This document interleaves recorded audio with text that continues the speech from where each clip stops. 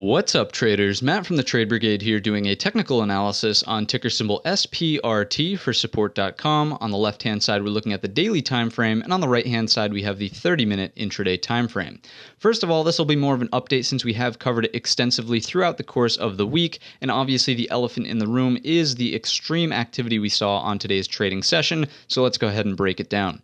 The first thing I need to share with you is my perspective here, and it's probably an unpopular one, so please get ready to rip the band-aid off quick. I promise it will get better after that. But if you have not been long support.com from anywhere under 15, even if you got long somewhere in Thursday's trading session here, fine. But now, if you're not long already, now is not the time to be initiating or hunting for new longs inside of this name, especially if your strategy hinges upon set it and forget it type rules. If you're someone who can afford to watch the market all day long and pinpoint a very technical entry and exit with a proper stop loss in place, fine. Obviously, there's a lot of volatility here, which means there's a lot of opportunity for traveling a really large range. And again, if you have a proper plan in place, fine. But if you're a set it and forget it, now is not the time to be initiating new longs inside of support.com. This would not be something I would advise anyone starts to swing trade. So that out of the way, let's discuss how we can trade this going forward. The first thing that I would mention is simply if we take our drawing tools here, we're going to obviously mention the gap underneath. So there is a large gap underneath us from 2637 fills down to the high of Thursday at 1978. Call it 20 the whole dollar for round number and simplicity's sake. Now underneath that, I want to sort of clean up this chart because only a select few levels will be in play now that volatility and this blow off top-ish move has happened here. So usually once something has gone parabolic, and this is the same sentiment we said on Thursday, so go back, check the work, but once something has gone parabolic, again, it's too late to really try to take advantage of the next leg higher. So what we have to do is remember that pullbacks after something has gone parabolic usually cut deeper and go places people think that they can't go. So right off the bat, gap fill is sort of the first area. Underneath that, 1776 is off the chart, so we'll remove that. We're going to keep 1471 or 15 the whole dollar. We're going to get rid of 1277, so remove. And then underneath that, really, there's not, none of this is really going to be too much in play. We're going to remove our 1050.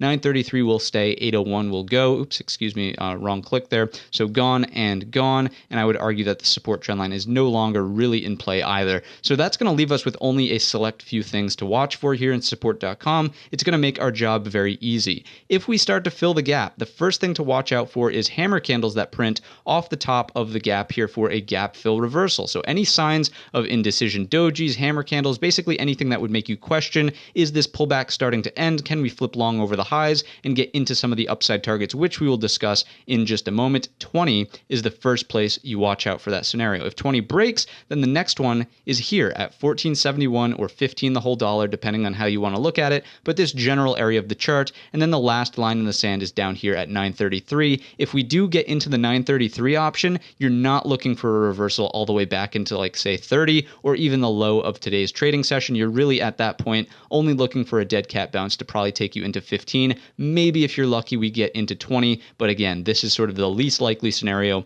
and would provide the least aggressive bounce back to the upside. So those are the three numbers to be watching. Again, pullbacks after a parabolic move do cut deeper and go places people think that it would be impossible for them to go to. So in terms of activity on today's trading session, how was the movement out there? Let's first just mention that in the first hour of the day, there were a number of trading halts by the SEC, right? That's not something that your broker does. It's an SEC regulation for volatility.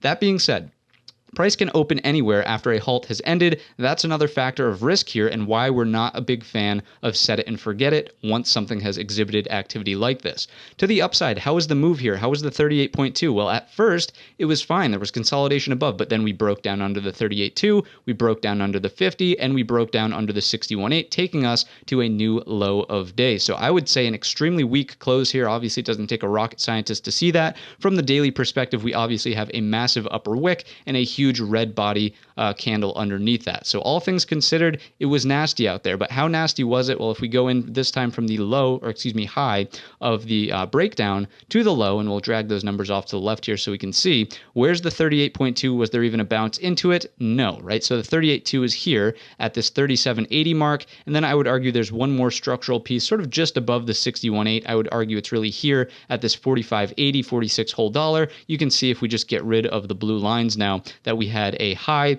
and we had a low, and that was sort of the technical level, at least, for the consolidation that happened here, and resistance before this breakout led to that second leg higher. So that's the number to be watching. Those are the numbers to be watching if we get a move back into and above today's low of day. Now, don't get me wrong, I am aware of what's going on in the post market. You can see we're trading at around 30 right now, but that's not a whole lot, right? So say it does something like this, it still doesn't mean that there's any sort of strength here. We're still looking for the reversal off the gap fill play, and then potentially around 15. It's not the time for new longs. I want to hammer that home here. If you're someone who uses a set it and forget it strategy, this is not the trade for you. This is for someone who has a very technically minded strategy, someone who can afford to be watching the screens, pinpoint an entry, pinpoint an exit, and go from there. So I hope you enjoyed the perspective. Again, I know it's probably not a popular one. It does look weak in terms of the close here, so we are going to look for more continued pullback. But that being said, you know my thoughts. If you enjoyed the video or learned anything new, let me know in the comments section or by giving the video a thumbs up. Don't forget our main channel is linked in the description, and all of that being said, I wish you a green trading week.